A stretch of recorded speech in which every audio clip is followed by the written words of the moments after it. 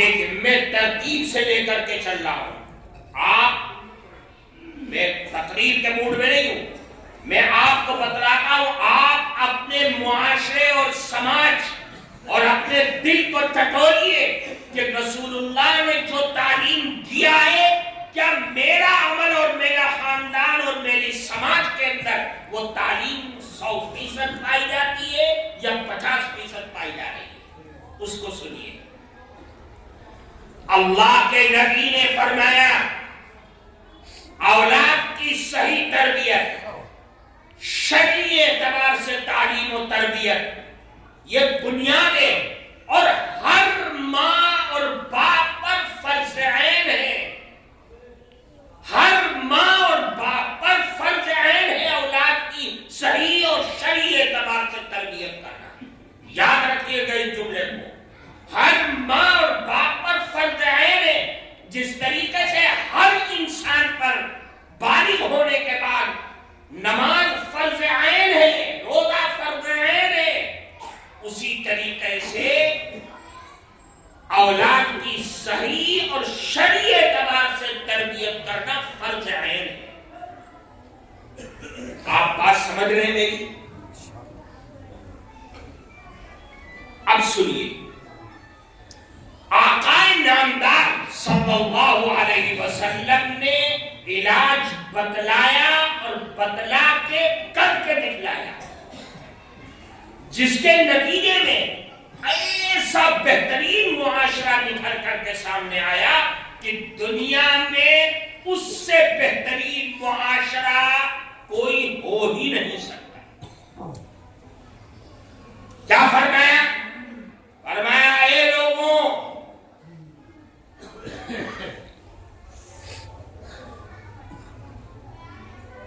آپ بیٹھ جائیے ڈسٹرب مت کیجیے، غور سے سنیے.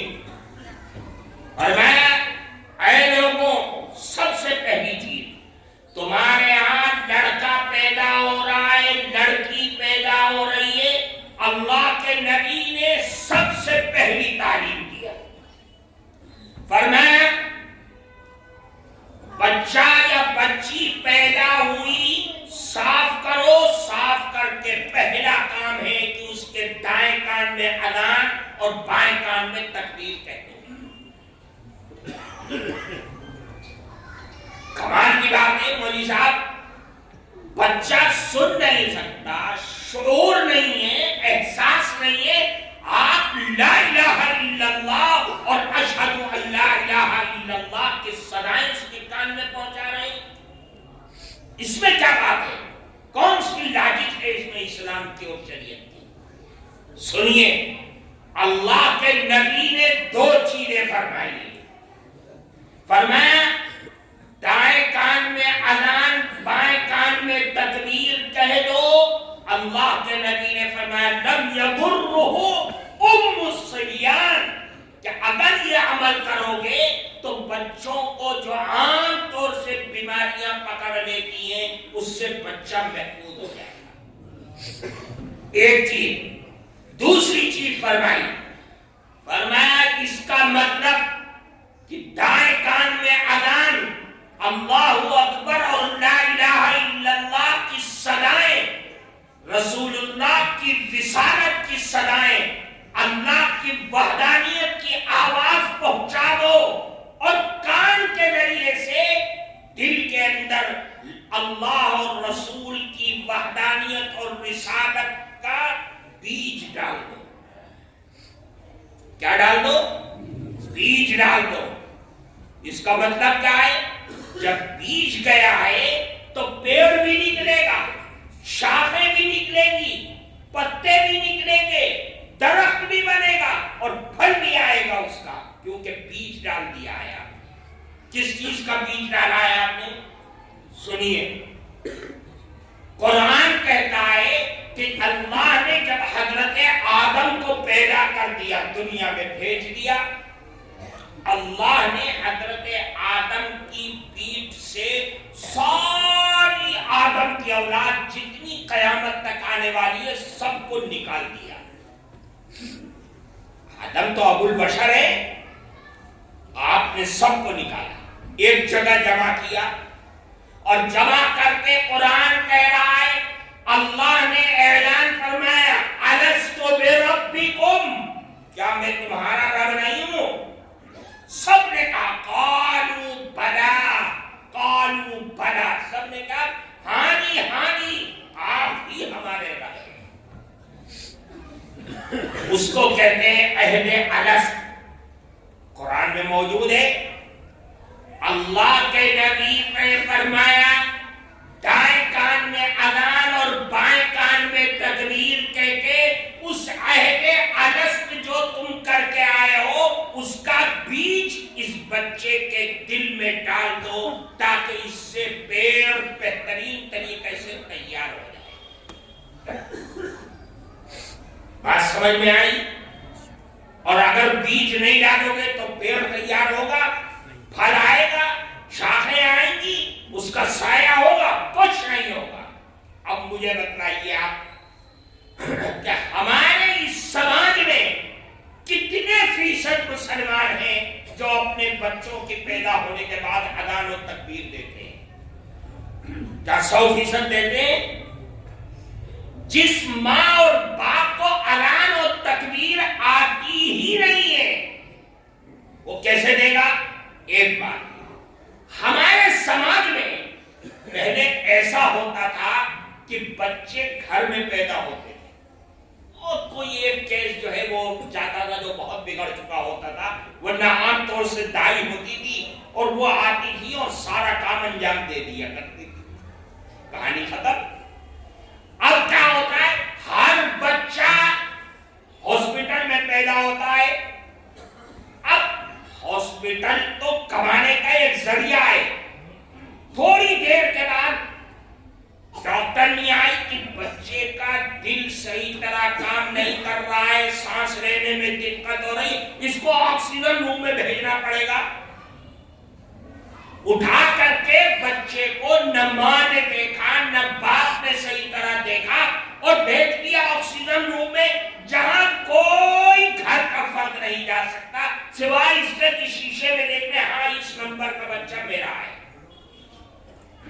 ٹھیک، تمام گھر والے آئے، مبارکباد دی، لڈو کھایا، اپنے اپنے گھر کو روانہ۔ 7 دن 8 دن کے بعد بچہ ہمیں ہاتھ میں مل رہا ہے، نہ اذان رہی نہ تکبیر رہی، ختم ہو گئی کہانی۔ جب بچے کے دل میں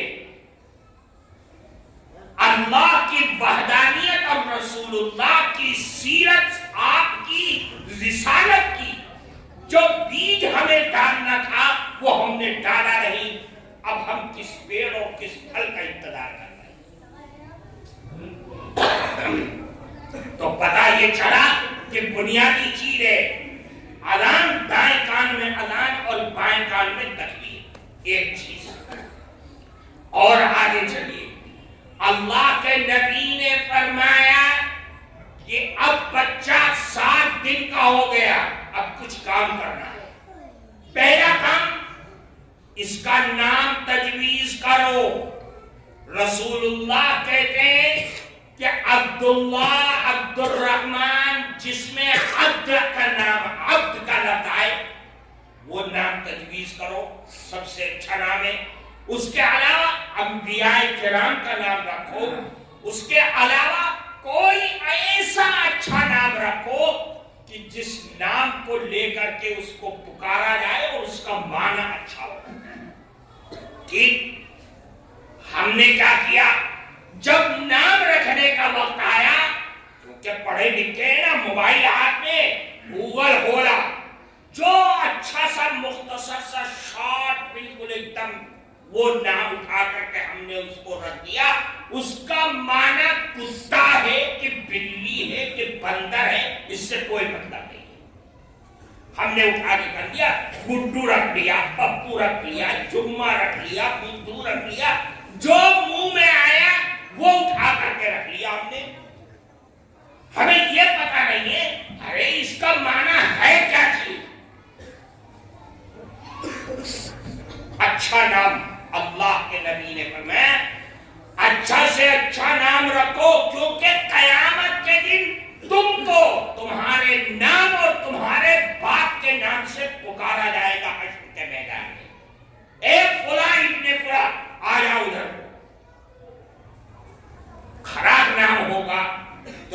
اللہ کے نبی نے اس کو پسند نہیں کیا.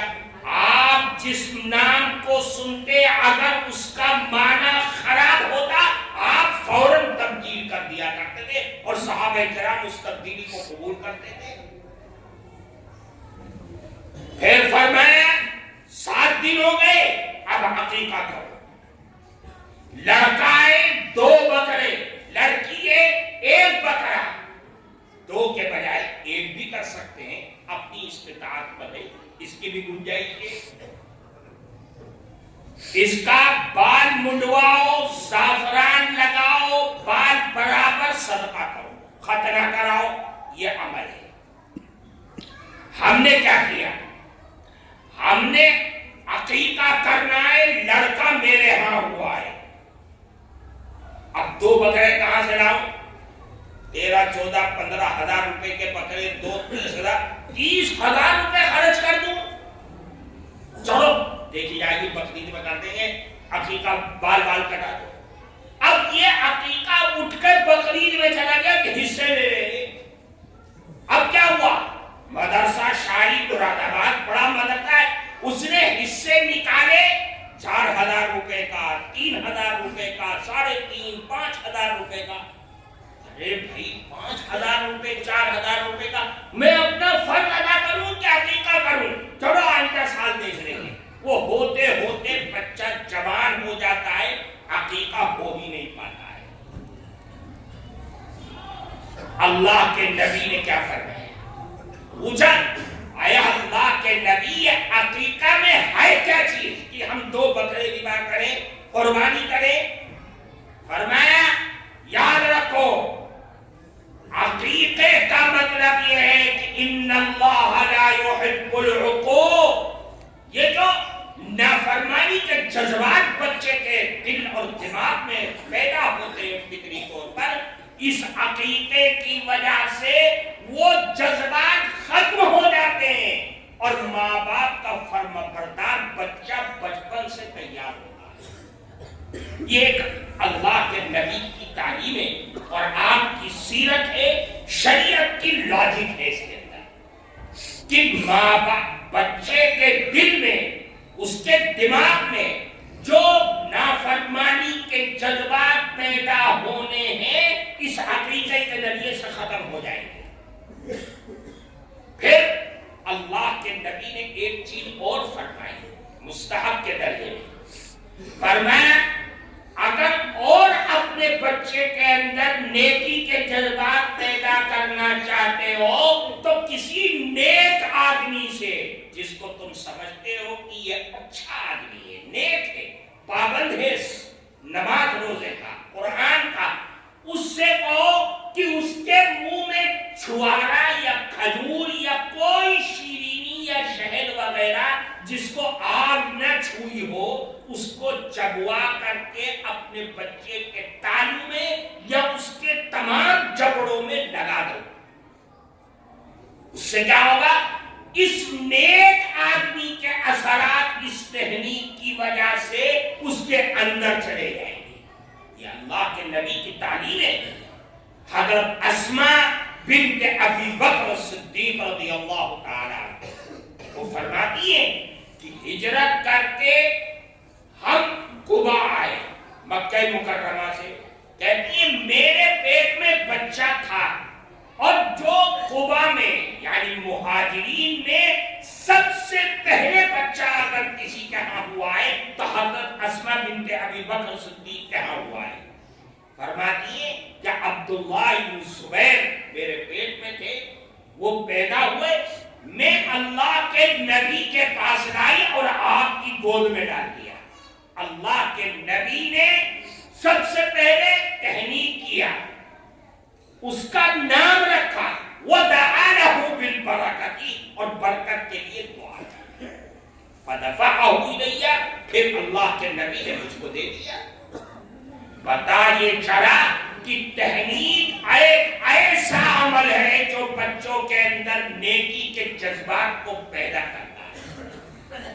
اتنی بات سمجھ گئے؟ آگے چلیے.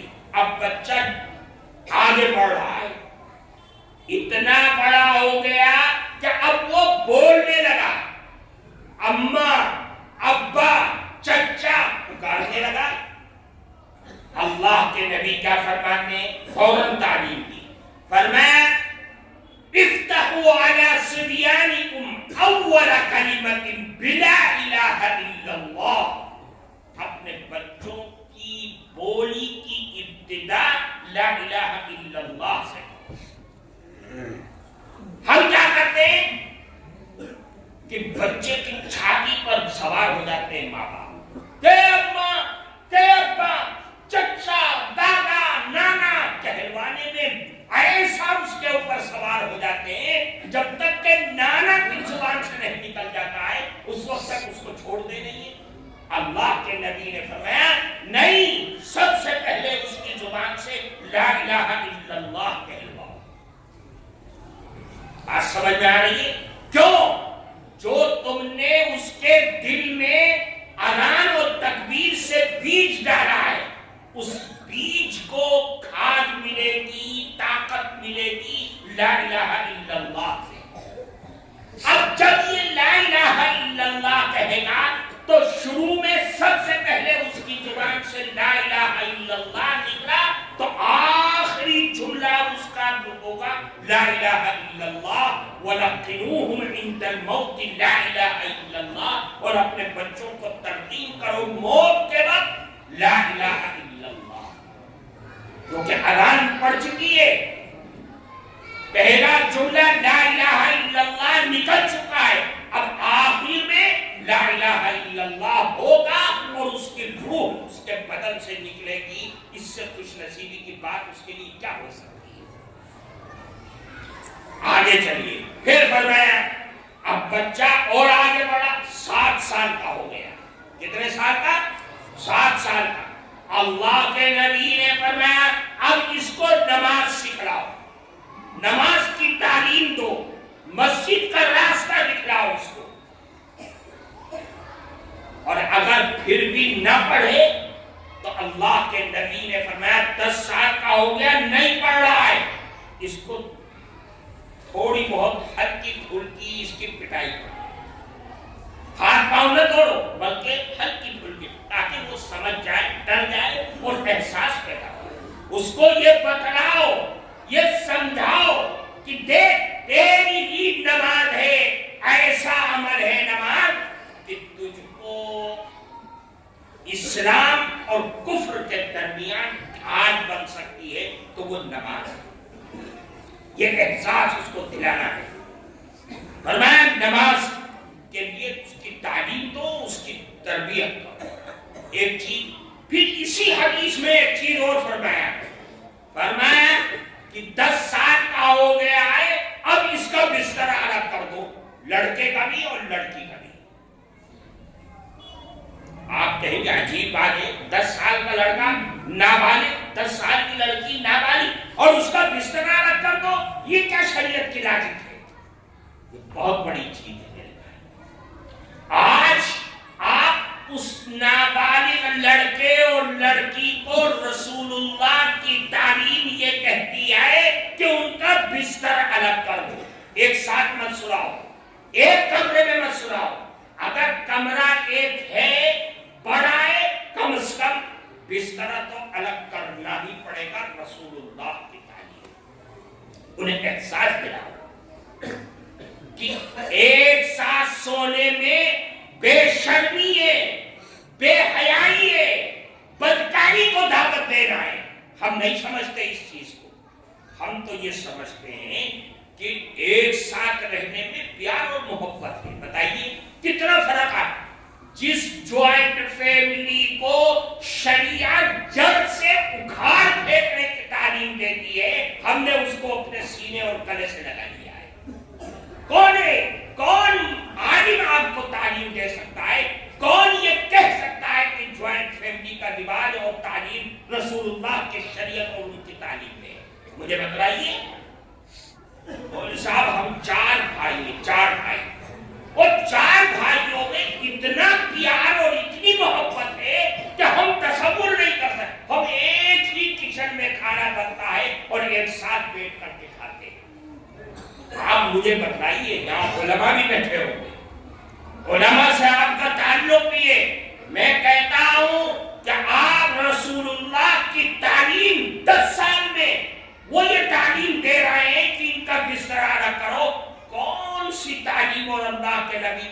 سے کہ آپ کو 4 جوان بھائیوں کو اور ان کی بیویوں کو ایک گھر میں رہنے کی اجازت دے گا؟ مجھے بتلائیے، غور کیجیے، ہم 4 بھائی ہیں، ہماری سب کی شادیاں ہو گئی، میں گھر میں جاؤں گا، بے دھڑک گھسوں گا، میرے چھوٹے بھائی کی بیویاں وہاں رہے گی، وہ کام کرے گی، برقع کیسا ہے، دوپٹہ کیسا ہے، جھاڑو دے رہی ہے، پوچھے خانے میں کس حالت میں، میری نگاہ ان پر نہیں پڑے گی؟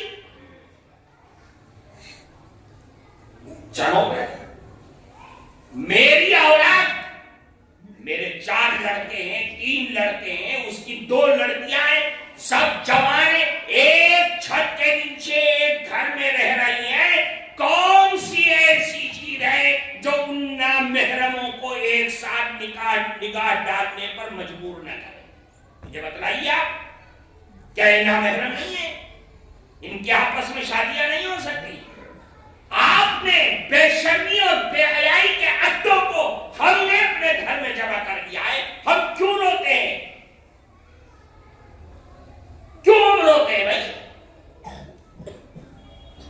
اس لیے میرے بھائی سوچنے کی چیز ہے، ہم کیا کر رہے ہیں اور میرے آقا کی تعلیم ہے کیسے؟ ہم نے بے حیائی کو اپنے گھروں میں جنم دیا ہے۔ رسول اللہ کی تعلیم ہرگز جوائنٹ فیملی کی نہیں، یہ تو لالا اور بھائیوں کی ہے۔ وہ یہ جانتا ہے کہ اگر میں نے اپنے 4 لڑکوں کو الگ کر دیا تو مجھے دکان بھی بانٹ کے دینا پڑے گا، دولت بھی مجھے بانٹ کے دینی پڑے گی، اس لیے سب کو سمیٹ کر کے رکھو۔ اس لیے میرے بھائیوں، رسول اللہ کی تعلیم اور اس کی لاجک کو سمجھنا یہ ہم سب کا دینی ملی ایمانی فریضہ ہے۔ آگے چلیے، اب تعلیم کا وقت آتا ہے، آپ کو تعلیم دینا ہے۔ اللہ کے نبی نے کیا فرمایا؟ فرمایا ادبوا اولادکم علی 3 خصال حب نبیکم وحب اہل بیتہ وتلاوۃ القرآن الکریم۔ 3 چیزوں کو اللہ کے نبی نے فرمایا، ان 3 چیزوں کو بہت غور سے سن لیجیے، وہی علاج ہے۔ ان تمام بے حیائی اور بدکاریوں کا علاج وہی ہے۔ فرمایا اپنی اولاد کو تعلیم دو، پہلی چیز حب نبی، رسول اللہ کی محبت۔ کس کی محبت؟ رسول اللہ کی محبت۔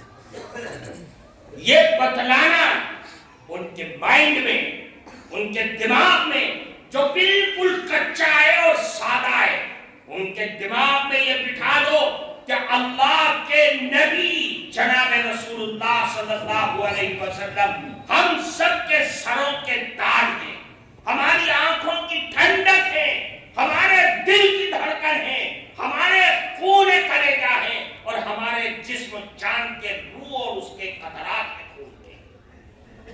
اور یہ بتلانا ہے کہ یہ دنیا کی ساری رونقیں، یہ چاند کی چمک اور یہ ستاروں کی جگمگاہٹ اور یہ سورج کی روشنی اور یہ پھولوں کی خوشبو اور یہ دنیا کا آباد ہونا، یہ رسول اللہ کی ذات گرامی سے وابستہ ہے۔ یہ ان کے دماغ میں بٹھانا اور یہ بتلا دینا کہ اللہ کے نبی محسن امت ہیں، اللہ کے نبی شافع محشر ہیں، اور اللہ کے نبی سے ہمارے دل میں جو محبت ہونی چاہیے وہ دنیا اور دنیا کے اندر جتنی بھی رعنائیاں اور خوشیاں اور ساری چاہتوں سے زیادہ محبت اللہ کے نبی سے ہونی چاہیے۔ رسول اللہ کی محبت جان ہے، رسول اللہ کی محبت ہمارے روح کی جان ہے اور ہمارے جسم کی بھی جان ہے۔ ہم نے اپنے بچوں کو تعلیم نہیں کی،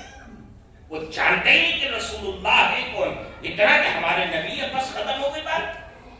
رسول اللہ کی محبت ان کے دل اور دماغ میں بٹھا دینا، ہر مسلمان مرد اور عورت کو یہ سمجھنا کہ اللہ کے نبی کی محبت ہی اصل اور بنیاد ہے، ہمارے ایمان کا معراج ہے اور ہمارے ایمان کی ترقی کا ذریعہ ہے۔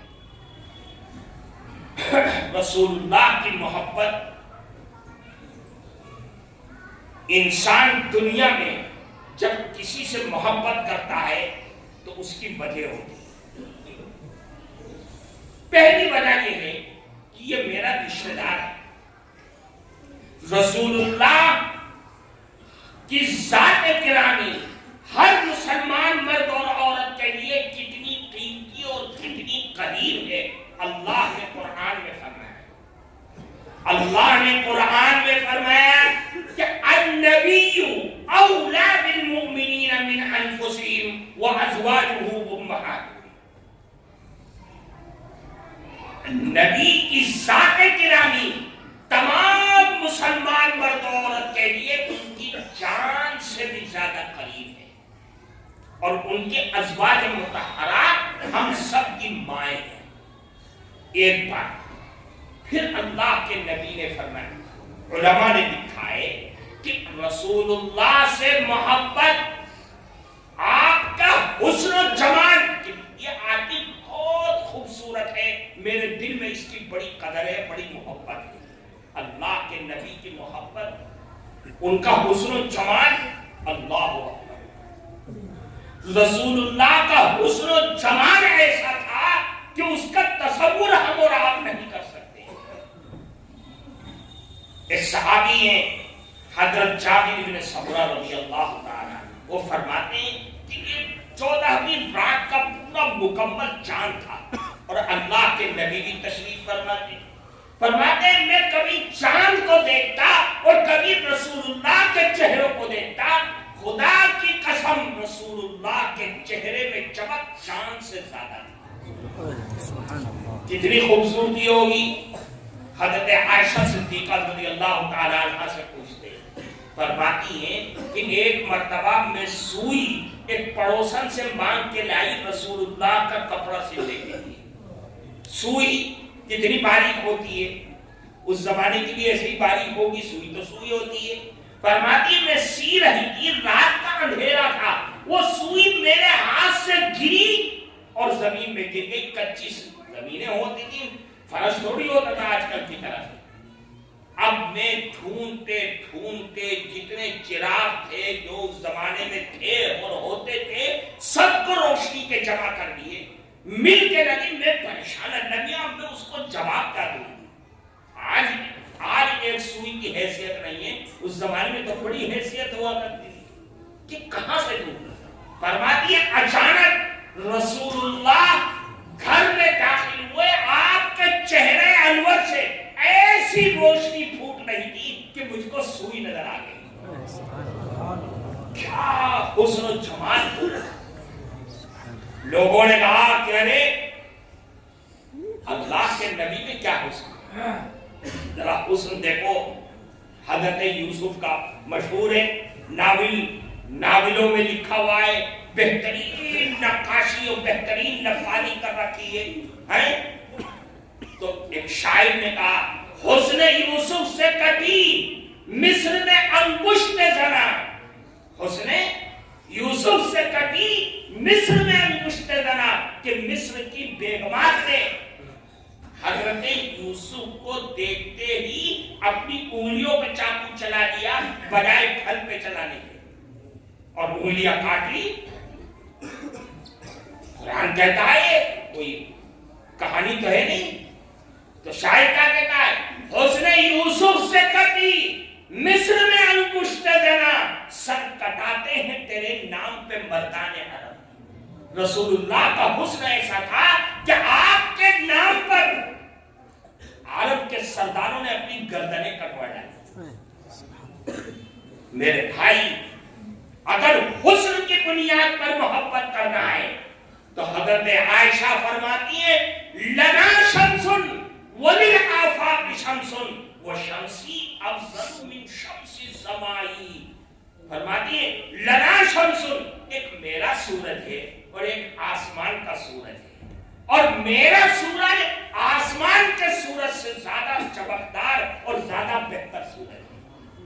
یہ حضرت عائشہ کا جملہ ہے. میرے بھائی، حضرت حسان جو شاعر رسول ہے، اللہ کے نبی ان کی زبان سے سنتے ہیں شاعرانہ کلام سنتے ہیں. وہ حضرت حسان جب رسول اللہ کی تعریف کرتے ہیں کہتے ہیں وَأَحْسَنَ مِنْكَ لَمْ تَلِدِ النِّسَاءُ وَأَجْمَلَ مِنْكَ وَأَحْسَنَ مِنْكَ لَمْ تَرَ قَطُّ عَيْنِي وَأَجْمَلَ مِنْكَ لَمْ تَلِدِ النِّسَاءُ خُلِقْتَ مُبَرَّأً مِنْ كُلِّ عَيْبٍ كَأَنَّكَ قَدْ خُلِقْتَ كَمَا تَشَاءُ. کیا فرمایا کہ آپ جیسا حسن و جمال والا میری آنکھوں نے نہیں دیکھا ہے آج تک، اور آپ جیسا جمال اور خوبصورتی رکھنے والا تو کسی ماں نے آج تک جنا نہیں. اور پھر اللہ نے جیسا آپ نے چاہا اللہ نے آپ کو ویسا ہی دنیا میں بھیج دیا، یعنی جیسا چاہا ویسا بنا دیا. آپ تو محبوب خدا میرے بھائی رسول اللہ. آپ کا کمال کیسا کمال تھا؟ کمال کی بنیاد پر محبت ہوتی ہے تو آپ کا کمال کیا تھا کہ کنکڑیاں آئیں، ٹھیلے آئے، پتھر آئے، کلمہ پڑھنے لگے. یا آپ کا کمال تھا کہ پیڑ اور جانور سب آپ کو سجدہ کر رہے ہیں. یا آپ کا کمال تھا کہ جانور آپ کے سامنے آ کر کے باتیں کرتے، آپ ان کی شکایت کو سنتے اور اس کو حل فرمائے. میرے بھائی احسان کی بنیاد پر رسول اللہ سے محبت یہ بھی عجیب چیز ہے. رسول اللہ سے بڑھ کر محسن کوئی ہوگا؟ کوئی نہیں ہو سکتا. ایک حدیث ہے بخاری شریف کے اندر، حدیث شفاعت کے نام سے لمبی حدیث ہے. فرمایا جب قیامت میں حساب کتاب ہو چکے گا، جنتی جنت کے انتظار میں کھڑے ہوں گے، جہنمی جہنم کے انتظار. بھئی اب فیصلہ ہو گیا، اب تو جہنم میں جانا ہے، جلدی چلے جائیں. تو ساری امت مسلمہ پریشان ہو گئی، کرے کیا؟ اللہ تو بڑے غصے میں ہیں، جنت کا دروازہ ہی نہیں کھل رہا ہے. اچھا چلو حضرت آدم کے پاس چلتے ہیں. حضرت آدم کے پاس جائیں گے، کہیں گے کہ اللہ کے نبی آپ تو ابو البشر ہے، اللہ نے آپ کو اپنے ہاتھوں سے بنایا ہے، آپ چل کر کے سفارش کی. وہ کہیں گے کہ بھائی آج میں نہیں جا سکتا، آج تو اللہ کو بہت غصہ ہے، میں تو خود پھنس جاؤں گا اگر اللہ نے مجھ سے پوچھ لیا اے آدم میں نے تم کو منع کیا تھا اس پیڑ سے مت کھانا اور تم نے کیوں کھایا، تو میں تو پھنس جاؤں گا. جاؤ میں نہیں کروں گا. حضرت نوح کے پاس جاؤ، حضرت نوح بھی جواب دے دیں گے. حضرت ابراہیم کے پاس جائیں گے، وہ بھی جواب دے دیں گے. حضرت موسیٰ، حضرت عیسیٰ سب جواب دے دیں گے. بھائی مجھے تو آج اپنی جان کا خطرہ ہے، میں نہیں کر سکتا. کچا جاؤ محمد رسول اللہ کے پاس جو سید البشر ہیں، افضل الانبیاء بھی ہیں، خاتم النبیین بھی ہیں، اور قد غفر اللہ لک ما تقدم من ذنبک وما تاخر. اللہ نے آپ کے تمام اگلے پچھلے سارے گناہ معاف کر رکھے ہیں. ان کے پاس جاؤ. یہاں جائیں گے، اللہ کے نبی سب کی سفارش فرمائیں گے. فرماتے اللہ کے نبی اٹھیں گے اور اٹھ کر کے بالکل جہاں اللہ عرش پر بیٹھے ہوں گے سجدے میں جا کر کے گر جائیں گے، اور سجدے میں گریں گے اور گر کر کے فرماتے ہیں اللہ میرے دل میں اپنی حمد و ثنا کے ایسے الفاظ القا فرمائے گا کہ اس سے پہلے اللہ کی تعریف کسی نے ایسی نہیں کی ہوگی، اور میں اللہ کی تعریف کروں گا. اور پھر اللہ کیا فرمائیں گے؟ اے محمد ارفع راسک سل توتا واشفع تشفع. اے محمد اپنے سر کو اٹھاؤ، مانگو تمہاری مانگ پوری کی جائے گی، سفارش کرو تمہاری سفارش قبول کی جائے گی. اللہ کے نبی کہیں گے امتی امتی، میری امت میری امت میری امت. اللہ سب کو جنت میں داخل فرمائے. میرے بھائی یہ رسول اللہ کا احسان ہے، ہمارے لیے ضروری ہے ہم اپنے بچوں کو بتلائیں رسول اللہ کی محبت کیا ہے اور رسول اللہ کی محبت کا مقام کیا ہے. یہ ہمیں سمجھانا پڑے گا اپنی اولاد کو. ایک چیز پھر فرمایا وَحُبُّ أَهْلِ بَيْتِهِ، اپنے بچوں اور بچیوں کو رسول اللہ کے اہل خانہ کی تعلیم دو. آپ کے چچا کتنے ہیں، آپ کی پھوپھیاں کون تھیں، آپ کی لڑکیاں کون تھیں، آپ کے لڑکوں کا کیا نام تھا، آپ کی ازواج مطہرات کون تھیں، آپ کی باندیاں کون تھیں، یہ سب نام بتلاؤ اور ان کو سکھلاؤ اور ان کو پڑھاؤ اور ان کو بتاؤ۔ ہم کرتے ہیں نہیں۔ ہمارے بچوں سے، ہوشیار بچوں سے، جو چوتھی پانچویں چھٹی کلاس میں پڑھتے ہیں، اس کو پکڑ کے لیا گیا، اس سے پوچھئے کہ ہندوستان کے کرکٹر کتنے ہیں، ان کے نام کیا ہیں، ان کے کپتان کون ہیں، ان کے کرکٹروں کے سب سے بڑی کارکردگی کتنے چھکے مارے ہیں، سب آپ کو بیان کر دیں گے۔ کتنے فلمی ہیروئن ہیں، فلمی ہیرو ہیں، ان کے کیا کیا مقام اور کیا کیا مرتبہ ہے، کون کس منزل پہ پہنچا ہوا ہے، یہ پوچھنا ہے تو آپ ہمارے بچوں سے پوچھیں۔ کیا ہوا؟ ہم نے رسول اللہ کے گھر کے لوگوں کو ہم نے ان کو سکھلایا نہیں، ان کے خالی دل اور دماغ کے اندر ان لوگوں کے جو ناچنے اور گانے والے لوگ ہیں ان کے نام اور ان کی زندگی کی ہسٹری ان کے دل میں دماغ میں داخل ہو۔ میرے بھائی، اگر یہی صورتحال رہے گی تو ہم ان بچوں سے جوان ہونے کے بعد کیا توقع ہم کر سکتے ہیں؟ کیا یہ بدکار نہیں بنیں گے؟ کیا یہ اپنے ایمان کا سودا نہیں کریں گے؟ کیا یہ اپنے خواہشات کے لیے اپنی زندگی کو بدل نہیں ڈالیں گے؟ کون توقع کر سکتا ہے؟ اور آگے چلیے، تیسری چیز آخری فرمایا وَتِلَاوَةُ الْقُرْآنِ، اپنے بچوں کو قرآن کریم کی تعلیم دو، اپنے بچوں کو اور بچیوں کو قرآن کی تعلیم دو۔ چھوڑ دو اس کو، چھوڑ دو، سنو تم، اپنے بچوں کو قرآن کی تعلیم دو، قرآن کی تعلیم دو۔ قرآن بنیاد ہے، قرآن اللہ کے عظیم الشان کتاب ہے، اور قرآن ہمیشہ باقی رہنے والی ہے۔ اور یاد رکھو، جو قوم، جو لوگ اس قرآن سے اپنے آپ کو چمٹا لیں گے وہ بھی دنیا میں باقی رہیں گے، اور دنیا کی باطل طاقتیں ان کا کچھ نہیں بگاڑ پائیں گی۔ یہ قرآن کا اعلان ہے، یہ قرآن کی خاصیت ہے۔ قرآن اللہ کے عظیم الشان کتاب ہے، تمام آسمانی کتابوں کی سردار ہے، اللہ کا کلام ہے، اللہ کی ذات جس طریقے سے ہمیشہ باقی رہنے والی ہے اس کا کلام بھی ہمیشہ باقی رہنے والا ہے۔ میرے بھائیوں، اللہ کے کلام کی طاقت ہم اور آپ نہیں پہچانتے، نہیں پہچانتے، ہمیں فری میں مل گیا، ہم نہیں پہچانتے۔ یاد رکھو، قرآن کی شکتی، قرآن کی طاقت، قرآن کی اہمیت کو میرا دشمن مجھ سے زیادہ پہچانتا ہے، میرا دشمن مجھ سے زیادہ پہچانتا ہے۔ ورنہ کیا ہے، ان پھٹی ہوئی چٹائیوں پر، ان مدرسوں میں جہاں نہ پنکھا ہے، نہ صحیح طرح بجلی ہے، نہ صحیح طرح کھانے کو ہے، نہ ان کی باؤنڈری ہے، کیا وجہ ہے کہ آپ کے یہ نہتے چھوٹے ننھے منھے بچے اور بچیاں قرآن پڑھتے تو آپ کا دشمن سات سمندر پار بیٹھا ہوا اس کا کلیجہ ہل جاتا ہے۔ کیا چیز ہے؟ وہ سمجھتا ہے کہ جب تک قرآن کی آیات مسلمان کے سینے میں اور دل اور دماغ میں ہوگی، قرآن کے الفاظ باقی رہیں گے، دنیا کی کوئی طاقت اسلام کو اور مسلمان کو اس دھرتی سے ختم نہیں کر سکتی۔ وہ سمجھتا ہے اس بات کو کہ قرآن کی آیت میں جاودانی سے حیثیت رہتی ہے، قرآن کی آیات باقی رہتی ہے، قرآن ایسا آب حیات ہے جس کے سینے کے اندر موجود ہوگا اس کو جہنم کے آگ نہیں چھوئے گی۔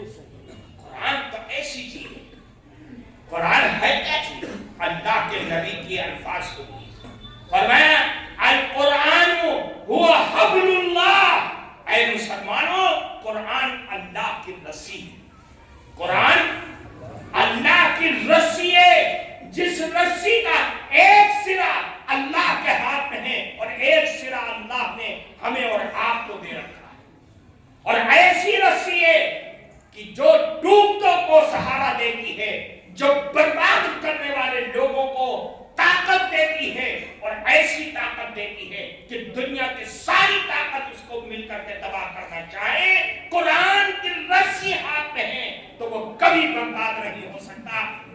کے ہاتھ کا کھلونا نہیں بن سکتا۔ میرے بھائیوں، قرآن کی وہ طاقت ہے عظیم الشان۔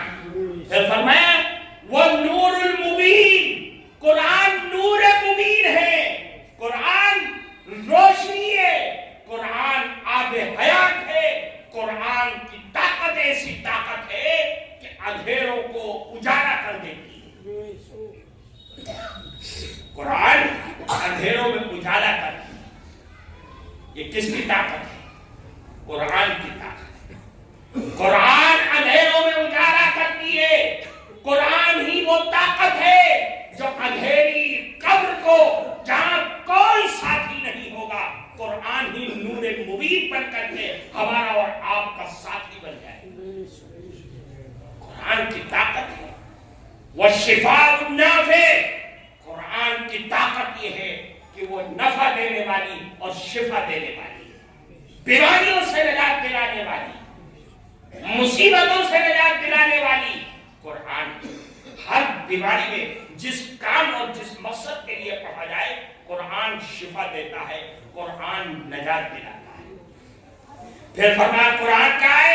یہ اللہ کے نبی کا فرمان ہے وَعِصْمَةٌ لِمَنْ تَمَسَّكَ بِهِ وَنَجَاةٌ لِمَنْ تَبِعَهُ، قرآن جو اس کو پکڑ لیتا ہے اس کو تمام برائیوں سے حفاظت کرتا ہے، اور جو اس کی تابعداری کرتا ہے اس کو ہر چیز سے نجات دلاتا ہے۔ یہ قرآن کی طاقت ہے۔ میرے بھائیوں، قرآن اللہ کی بڑی عظیم الشان کتاب ہے۔ آج ہم نہیں سمجھ رہے، ہم قرآن پڑھنا اپنے لیے بوجھ سمجھتے ہیں۔ یاد رکھو، قرآن میں نجات ہے، قرآن میں نجات ہے، قرآن کے علاوہ کسی چیز میں نجات نہیں ہے، قرآن میں نجات ہے۔ میرے پاس وہ الفاظ نہیں ہیں، وہ کلیجہ نہیں ہے کہ میں آپ کے دل کی بند کوٹھیوں کو کھول کر کے اس میں قرآن کی اہمیت کو بھر دوں۔ میرے بھائی، قرآن ہے کیا چیز؟ آپ دیکھیے، قرآن کی ایک ادنا سی مثال میں دیکھا ہوں۔ قرآن کیا عظیم الشان حیثیت رکھتی ہے۔ ہم سب جانتے ہیں، ہر مسلمان جانتا ہے کہ جب قبر میں لٹا دیا جائے گا کتنے سوال ہوں گے؟ 3 سوال ہوں گے۔ پہلا سوال کیا ہے؟ عربی بولو نا، مَن رَبُّکَ، اے فلانے تیرا رب کون ہے؟ وہ کیا کہے گا؟ ربی اللہ، میرا رب تو اللہ ہے۔ بھائی بولو نا، بولنے میں تھوڑی کچھ جا رہا ہے۔ دوسرا سوال کیا ہوگا؟ مَا دِینُکَ، ارے تیرا دین کیا ہے؟ دین اسلام ہے۔ بڑا آسان سا سوال ہے، آسان سا اس کا جواب ہے۔ اب تیسرا سوال کیا ہوگا؟ من ھذا الرجل، شکل پیش کی جائے گی، کس کی؟ اللہ بہتر ہے۔ اس شکل، یہ سوال سب سے کٹھن ہے۔ ارے میں نے بول دیا، آپ نے سن لیا، آپ کو اس کا جواب معلوم بڑی آسانی سے دے دیا۔ ارے سب سے کٹھن سوال یہ ہے کہ یہ آدمی کون ہے جس کو ہم نے کبھی زندگی میں نہیں دیکھا، ہم پہچانیں گے کیسے؟ رسول اللہ کو ہم نے دیکھا ہے، خوش نصیب لوگ ہیں جنہوں نے خواب میں دیکھ لیا ہے۔ کون دیکھتا ہے؟ کون ہے وہ؟ کیسے پہچانو گے قبر میں کہ یہ اللہ کے نبی ہیں؟ ہے کوئی راستہ؟ ابھی بتاؤ نا بھئی، یہ تو آسان ہے، میرا رب اللہ ہے، میرا دین دین اسلام ہے، یہ آدمی ہے کون؟ اس کو پہچانو گے کیسے؟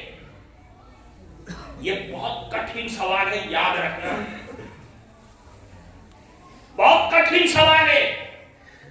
اسی لیے کہا ہے کہ قبر کے پاس ڈھانک واک کر کے سب وہاں پڑھو کچھ اللہ کا کلام، سورہ بقرہ کے پہلے رکوع، سورہ بقرہ کا آخری رکوع، اور بھی جو پڑھنا پڑھو اور دعا کرو، اے اللہ ان کے سوالات کو آسانی کے ساتھ حل فرما دیجیے گا، سوال میں نصرت اور مدد فرمائیے گا۔ یہ ہے وہ سوال جو سب سے زیادہ کٹھن ہے۔ کیسے پہچانو گی؟ وہ کہے گا ارے اللہ کے بندو یہ تو رسول اللہ ہے. اب وہ فرشتے بھی حیران رہ جائیں گے کہ اللہ میاں تو نے کبھی زندگی میں ان کو دیکھا نہیں, 1400 سال بعد تو مراد آباد میں پیدا ہوا, وہیں مر گیا, آج تو نے ان کو کیسے پہچان لیا؟ یہ فرشتے سوال کر رہے ہیں. تو وہ کہے گا ارے اللہ کے بندو کیسے کیسے سوال کر رہے ہو, ارے میں نے ساری زندگی ان کے سینے مبارک پر جو قرآن نازل ہوا اس کے ایک ایک حرف کو سچا جانا ہے اور میں نے پڑھا ہے, میں نے ان کو پہچانوں گا تو کون پہچانے گا؟ اب آپ دیکھیے یہاں سے سبق لیجئے, قرآن کی آیات, قرآن کے الفاظ, قرآن کے حروف میں اللہ کی ذات و صفات جس طرح چھپی ہوئی ہے, رسول اللہ کی ذات و صفات بھی اسی کے اندر چھپی ہوئی ہے. سبحان اللہ. جو قرآن کے آیات کو پڑھ کر کے اللہ کی وحدانیت کو پہچان سکتا ہے, معرفت خداوندی کو حاصل کر سکتا ہے, وہ رسول اللہ کی رسالت اور آپ کی شناخت اور پہچان کو قبر کے اندر بھی پہچان سکتا ہے. قرآن کا یہ کمال ہے کہ وہ اللہ اور اللہ کے محبوب کی برابر طریقے سے پہچان قرآن کے الفاظ میں ملتی ہے. وہ اس وقت جب ہم اس کو دنیا میں پڑھتے ہیں اور تلاوت کرتے ہیں. اگر دنیا میں قرآن نہیں پڑھا اور مر گیا دنیا سے تو یاد رکھو اس تیسرے سوال کا جواب دینا کٹھن در کٹھن ہو جائے گا, مشکل ہو جائے گا, نہیں پہچان پاؤ گے. اسی لیے حضرت عائشہ صدیقہ رضی اللہ تعالیٰ عنہ سے پوچھا صحابی نے کہ اللہ کے نبی کے عادات و اخلاق کیسے تھے, تو کیا فرمایا؟ کان خلقہ القرآن, جو قرآن ہے وہ اللہ کے نبی کی ذات گرامی ہے. رسول اللہ کی ذات کو دیکھنا ہے, قرآن کے الفاظ اور اس کے آیات اور اس کے صورتوں میں دیکھ لو. یہ قرآن کی طاقت ہے, قرآن کی اہمیت ہے. میرے بھائیوں, قرآن اللہ کی عظیم الشان کتاب, جس کو پڑھنا بھی ثواب, جس کو دیکھنا بھی ثواب, جس کو چھونا بھی ثواب, جس کو گھروں کے اندر سجانے کے لیے رکھنا بھی ثواب. اتنی عظیم الشان کتاب ہے, ہم اس سے منہ موڑ دیں.